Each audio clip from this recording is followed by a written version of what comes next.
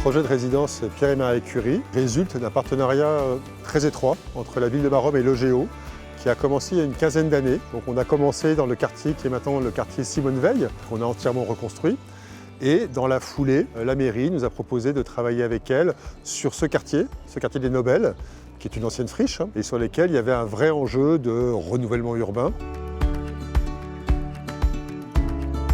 Là, on est sur une résidence de 60 logements, assez divers. On a des logements qui vont du 2 pièces au 4 pièces, avec différents niveaux de loyer aussi, pour avoir un équilibre général et puis pour pouvoir répondre à la diversité des besoins. Et puis une résidence extrêmement qualitative d'un point de vue architectural.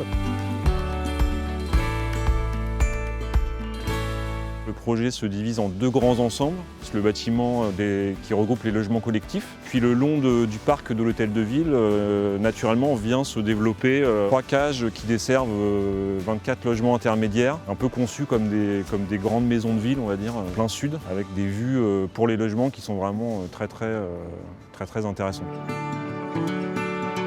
Géo là-dessus avait la volonté de proposer un bâtiment vraiment écologiquement responsable. Donc on a proposé un label biosourcé niveau 2. Et puis on a tout un système de technique, de chauffage, alimentation qui est aussi raccordé à la chaufferie centrale. Donc on est sur un chauffage collectif, chauffage biomasse au bois. Donc ça c'est vraiment un plus pour le bâtiment.